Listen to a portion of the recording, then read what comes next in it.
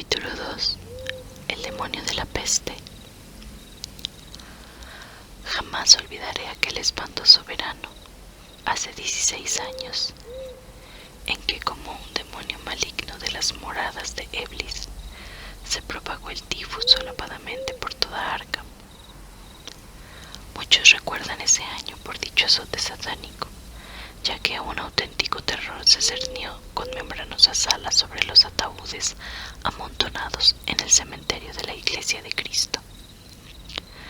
Sin embargo, hay un horror mayor que aún data de esa época, un horror que solo yo conozco, ahora que Herbert West ya no está en este mundo.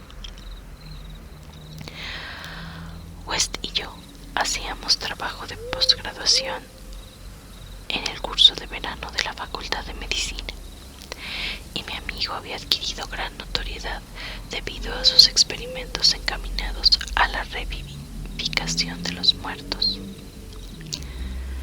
Tras la matanza científica de innumerables bestezuelas, la monstruosa labor quedó suspendida, aparentemente por orden de nuestro escéptico decano, el doctor Halsey. Pero West había realizado ciertas pruebas secretas en la sórdida pensión donde vivía, y en una terrible e inolvidable ocasión se había apoderado de un cuerpo humano de la fosa común, transportándolo a una granja situada a otro lado de Meadow Hill.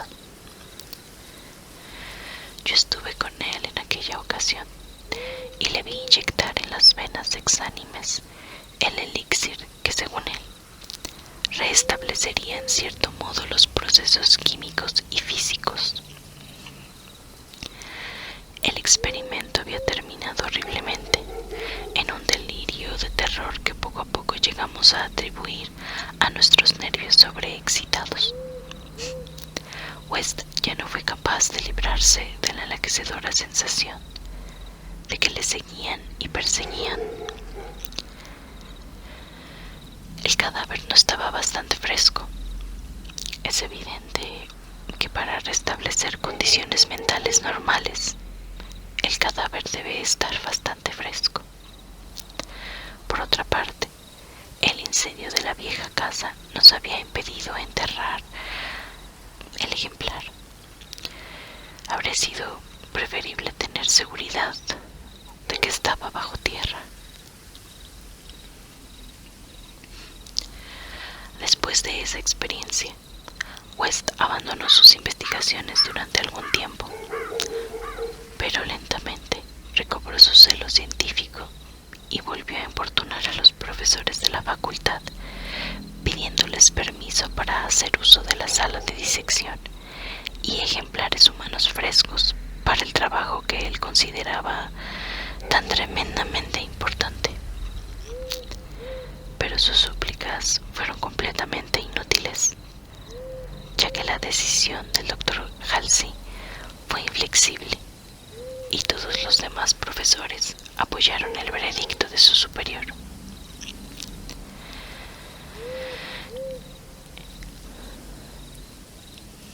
En la teoría fundamental de la reanimación no veían sino extravagancias inmaduras de un joven entusiasta cuyo cuerpo delgado, cabello amarillo, ojos azules y miopes y con suave voz no hacían sospechar el poder supranormal, casi diabólico, del cerebro que albergaba en su interior.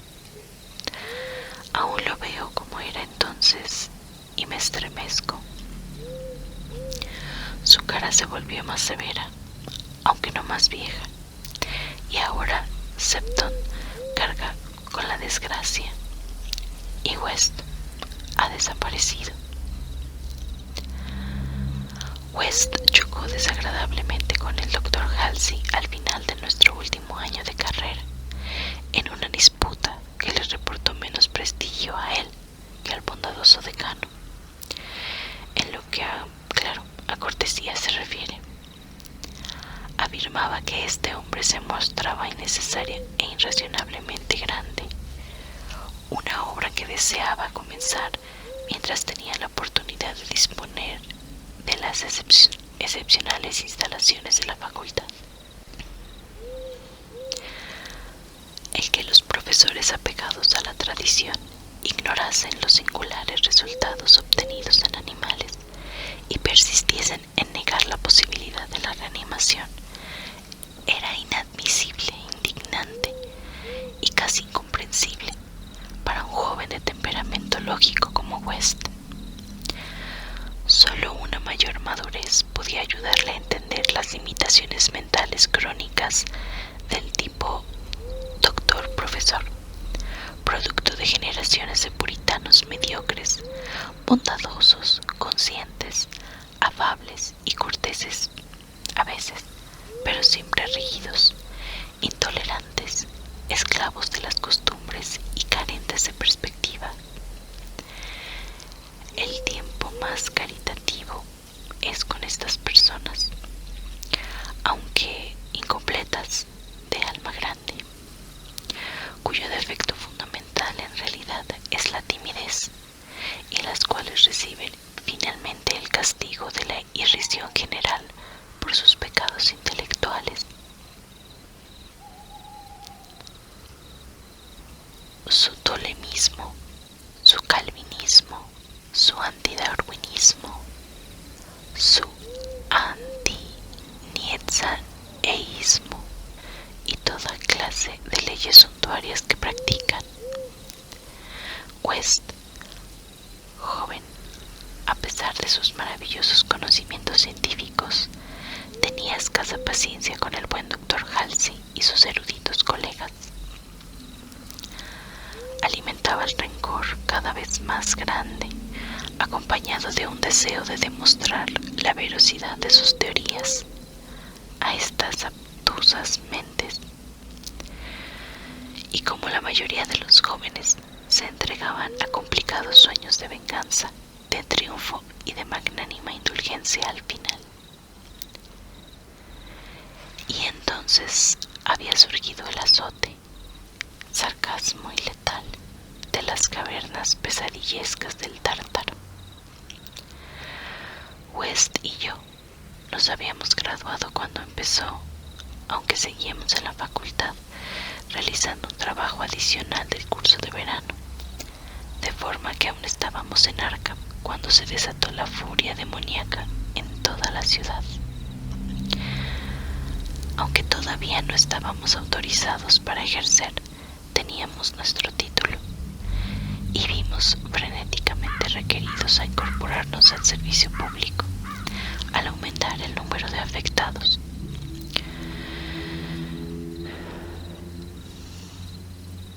La situación se hizo casi incontrolable y las defunciones se producían con demasiada frecuencia para que las empresas funerarias de la localidad pudieran ocuparse satisfactoriamente de ellas. Los entierros se efectuaban en rápida sucesión, sin preparación alguna, y hasta el cementerio de la Iglesia de Cristo estaba atestado de ataúdes de muertos sin embalsamar. En esta circunstancia no dejó de tener su efecto sobre West. A menudo pensaba en la ironía de la situación, tantísimos ejemplares frescos, y sin embargo ninguno servía para sus investigaciones.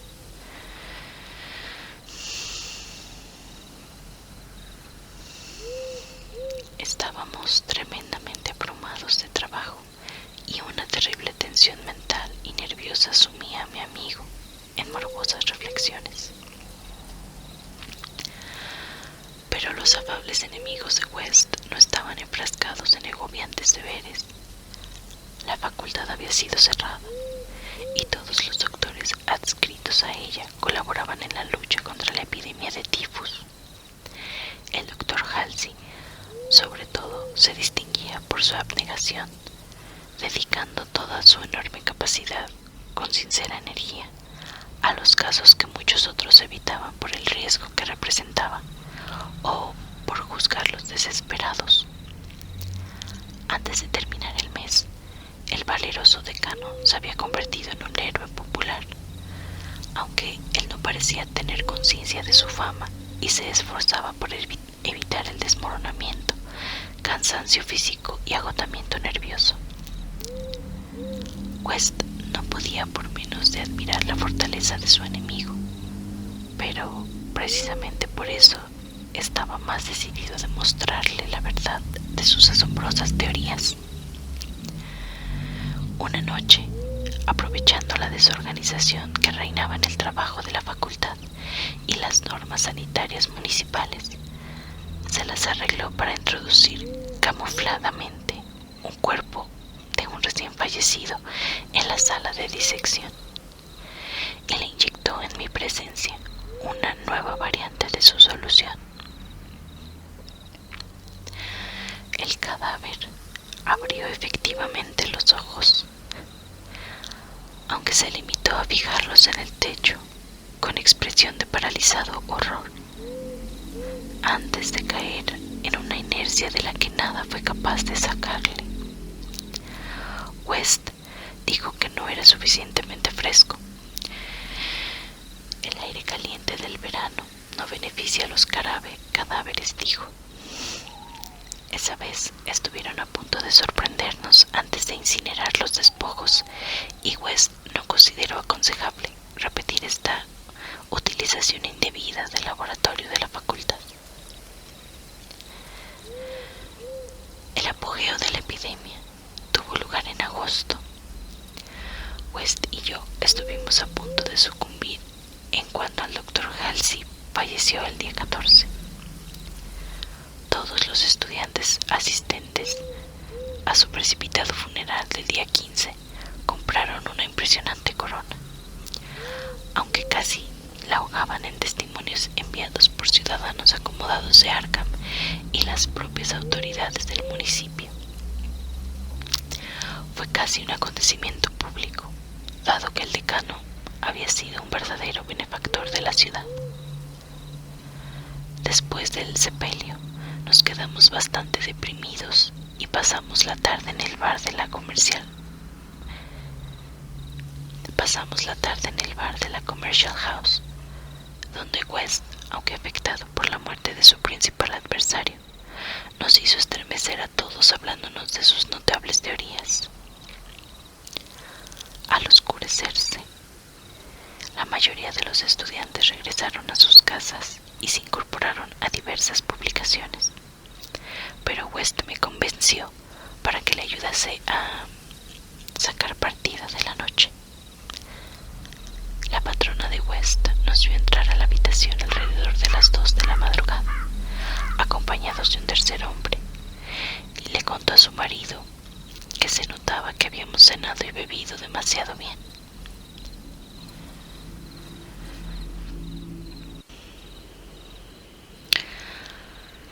Aparentemente, la avinagrada patrona tenía razón, pues hacia las 3 la casa entera se despertó con los gritos procedentes de la habitación de West, cuya puerta tuvieron que echar abajo para encontrarnos a los dos inconscientes, tendidos en la alfombra manchada de sangre, golpeados, arañados y mayugados con trozos de frascos e instrumentos esparcidos a nuestro alrededor. Solo la ventana abierta revelaba que había sido de nuestro asaltante, y muchos se preguntaron qué le habría ocurrido después del tremendo salto que tuvo que dar desde el segundo piso del césped.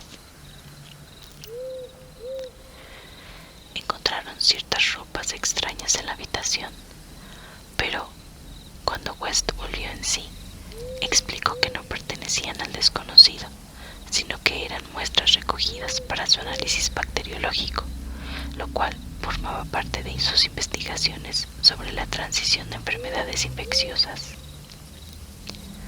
Ordenó que las quemasen inmediatamente en la amplia chimenea. Ante la policía, declaramos ignorar por completo la identidad del hombre que había estado con nosotros. West explicó con nerviosismo que se trataba de un extranjero afable, al que habíamos conocido en un bar de la ciudad que no recordábamos.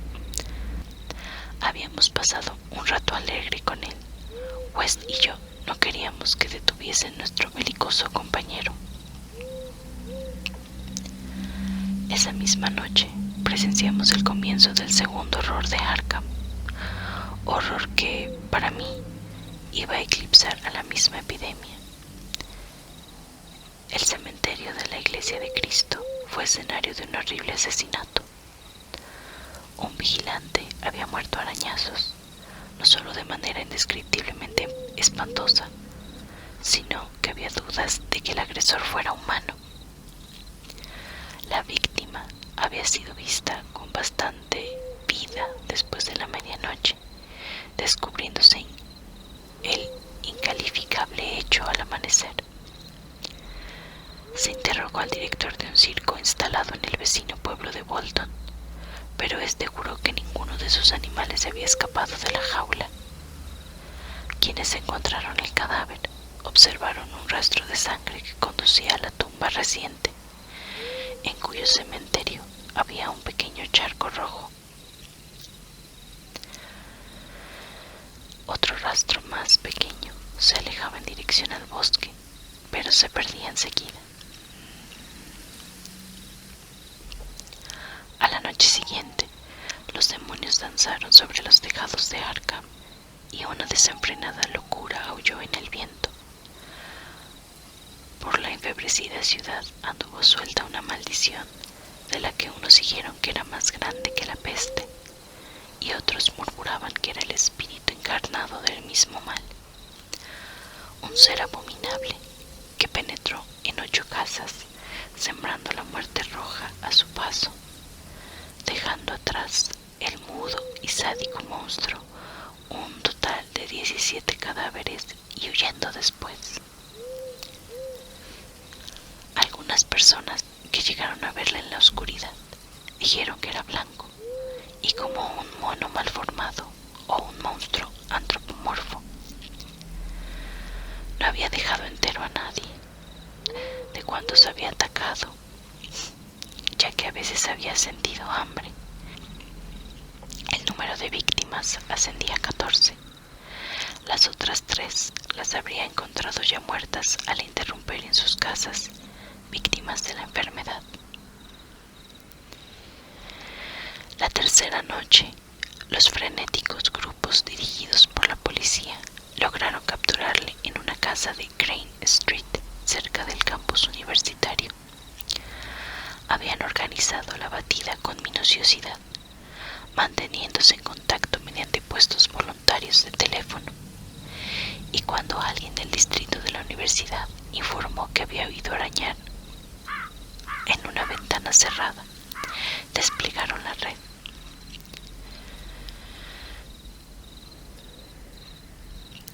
Debido a las precauciones y a la alarma general, no hubo más que otras 2 víctimas, y la captura se efectuó sin accidentes. La criatura fue detenida finalmente por una bala, aunque no acabó con su vida, y fue trasladado al hospital local. En medio de un furor y abominación general, porque aquel ser había sido humano.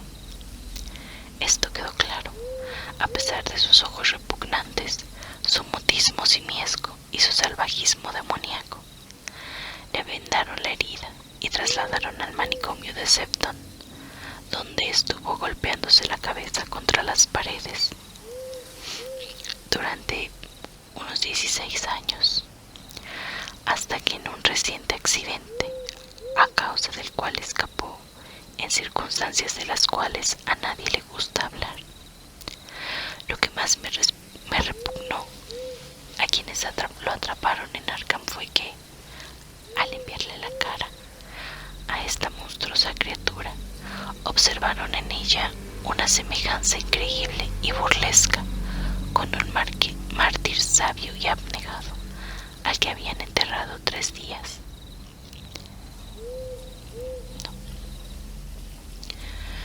La criatura fue detenida finalmente por una bala, aunque no acabó con su vida, y fue trasladada al hospital local en medio de furor y abominación general, porque aquel ser había sido humano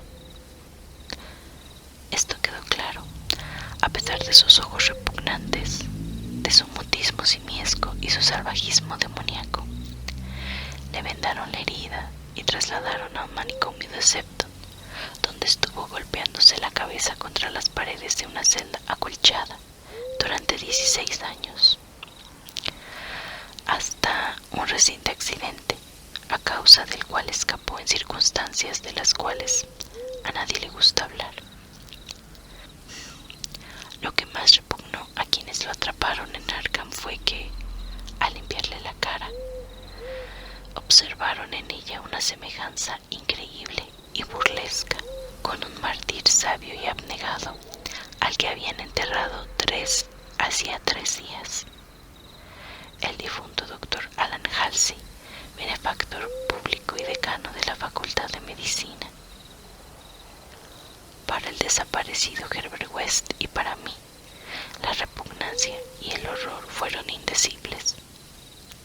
Aún me estremezco esta noche mientras pienso en todo ello, y tiemblo aún más de lo que temblé en aquella mañana en que West murmuró entre sus vendajes: «Maldita sea, no estaba bastante fresco».